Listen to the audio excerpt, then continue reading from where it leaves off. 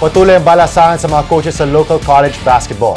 Isa sa latest na coaching change ay ang pagbabalik ni Coach Boyet Fernandez bilang head tactician ng reigning NCAA champions na San Beda Red Lions, na nawalan ng coach nang lumipat si Coach Jamaica rin sa NU Bulldogs sa UAAP.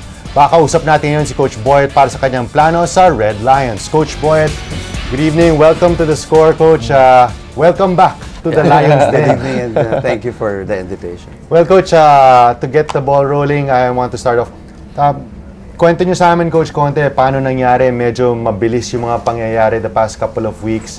Now you find yourself back in the Lions then. Tell us how it happened, Coach. Noong unang nalaman ko na si Coach Jamaica resigned for the Red Lions, nabigla ako kasi syempre he won a championship last season. Tapos marami nang lumabas na pangalan. And then last 2 nights ago, Boss MVP called me up and he asked me if I'm ready to take the Lions. So sabi ko sa kanya, susunod lang po ako kung saan mo gusto. As what I've done before for the MVP group na kung saan nila gusto, doon lang ako pumupunta. So sabi ko, sige boss, if you want me to take over the Lions, then I'll take that job.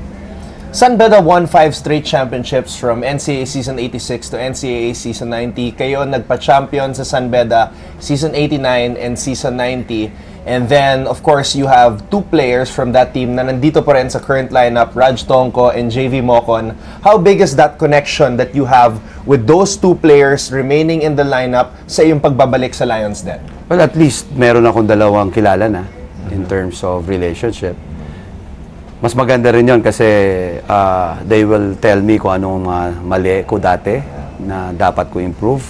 Tsaka yun dapat kong i-maintain sa Red Lions ngayon because you know naman na si Coach Jamaica is a father figure for them. Yeah. So, kailangan ko talagang i-improve yung relationship ko kasi I was out for San Beda for 2 years. Hindi katulad nung last 4 years ago when I took over the San Beda Red Lions. I was then an assistant coach for Coach Ronnie. So medyo may relationship na yon. Ngayon wala talaga eh. So talagang papasok ako na parang bago ako. So kailangan ko talagang mag-build ng relationship para ma-improve ko yung camaraderie namin and we will be ready come NCAA season next year. And then Coach, na pag-usapan mo yung mga differences. Isa sa mga malalaking differences is nung time nyo na back-to-back champion, you had big name players so to speak in Basera Mer, Art De La Cruz, and a dominant center in Ola Diogon. Now, you're inheriting a team na more or less small ball yung laro. You think mas magiging mahirap or will it be a difficult adjustment for you? Well, sa ngayon kasi, they have stabilized yung small ball play nila. So, nanonood din ako ng games ng Red Lions past 2 years. So, nakikita ko ano yung advantages ng small ball tsaka yung if I'll put a setup play. So, ang sa akin, diskarte is for now is to check first, analyze first the lineup, kung ano talaga ang pinakamaganda. Kasi nung 4 years ago na kinuha ko yon, sabi mo nga, solid yung lineup na yun. I have a dominant center like Ola, then I have Art, I have Baser, I have the Semerad Twins. So medyo talagang solid yung lineup na yun. Pero malaki yun. Ito, small ball. So I adjust ko lang, especially yung system ni Coach Jamaica is more of a pressure coach. Yeah. And I like also to put pressure. The only difference is, nung sa tempo namin, nung 2 years nung champion kami, pressure din yun, pero hindi masyadong kasi may Ola ako doon. So, dito ngayon, medyo iba. So, okay naman yung pressure defense si Coach Jamaica. Probably I will maintain it or refine it a little bit para it will fit on my system. But again, yung defensive mentality namin ang gusto kong nandun pa rin. Kasi, when we're with that team 2 years when won 4 and 5th beat sa San Beda, we're one of the best defensive team in the league and probably one of the best offensive team in the league as well. But right now, if you look at the stats, hindi ko alam kung tama yung binasa ko, San Beda right now is one of the worst team in defense in terms of giving up points on the opponents. And then they're one of the best offensive team. So kung ma-improve ko yung defense, and then stick with the offense yung sistema nila ngayon, or probably improve it, probably will be a better team again next season. Coach, sinabi mo nga na maski nasa pros ka, you were still watching San Beda play in the past 2 seasons in the NCAA. And one of the big questions coming into this coming NCAA season 93 is, babalik ba si Davon Potts? Because he was a key player, especially in the clutch para sa Red Lions this past season. Ano ang update kay Davon? Well, Davon will play for another year for San Beda.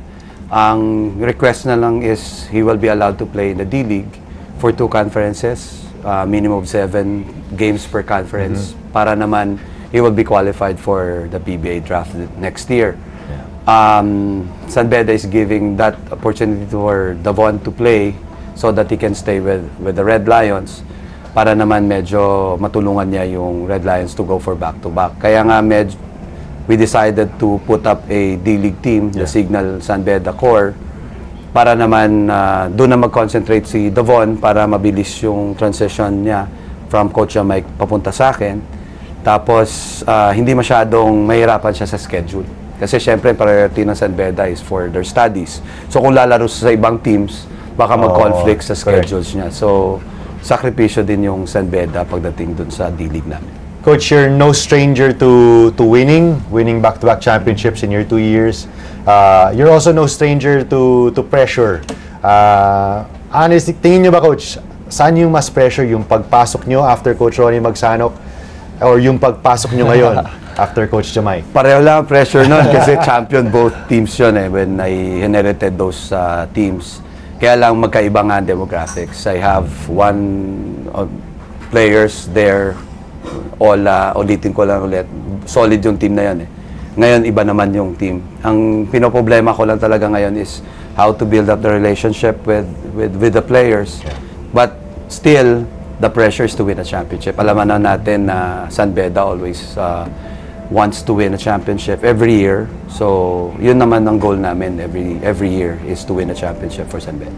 At siguro, Coach, maganda na rin yung timing ng pagpasok nyo, ang inyong pagbabalik sa San Beda, because you have a lot of time to prepare for the next season, to build those relationships. Aside from the D-League, ano pa ang plano mo for San Beda as you prepare to defend the title? Well, so mag-start kami ng D-League, then I'm looking to join tournaments so that ma-improve pa namin yung relationship. Then as usual, ang rinig ko kay Coach Jude is we're going to the States again for training, so hopefully we'll build up a relationship there in the States as well. So may PCCL, may TIP tournament, may Phil Oil, so medyo mahaba pa yung preparation. But again, you cannot build relationship with the players for just 1 month, 2 months. Kailangan mo talagang dire-diretso yan. So hopefully I can build a little bit stronger relationship para maging maayos. And I have an additional question for that para sa mga players na nakatutok ngayon. Baka nanonood yung mga Red Lions Ano ba ang kailangan gawin ng isang player para makapasok sa lineup ni Coach Boyet Fernandez? Well, ang unang-una is sakripisyo siya. He will sacrifice in practice, and also kahit pagod siya, kailangan niya siya mag-aaral. Dahil if he will not study and he fails in his subjects and he will not be qualified for the NCAA for next season, sorry lang siya. Kasi kailangan niya mag-aral. And you also have to build that defensive mentality. It's not always offense that wins games. For me, I always believe that defense wins games and wins a championship. So, kailangan magiging defensive mentality nila solid yun. Coach, coming into this NCAA preseason and coming into the season, what do you think will be among the biggest challenges for you, especially inheriting a champion team? Well, siguro yung mental situation nila, kasi they're coming from Coach Jamike, and they had a good relationship with Jamike for the last 2 years. So, syempre, pag nakita mo, iba na ang coach ko ngayon. So, baka may konting conflict in terms of how I manage the team, kasi magkaiba rin kami if you look at the situation. Kung titingnan nyo, magkaiba rin kami ng diskarte ni Coach Jamike in terms of dealing with players in the court and off the court. So, medyo mabigat talaga yung sitwasyon. But again, papasalamat nga ako, at least all coaching staff under Coach Jamike stayed, and hopefully they can support me on that.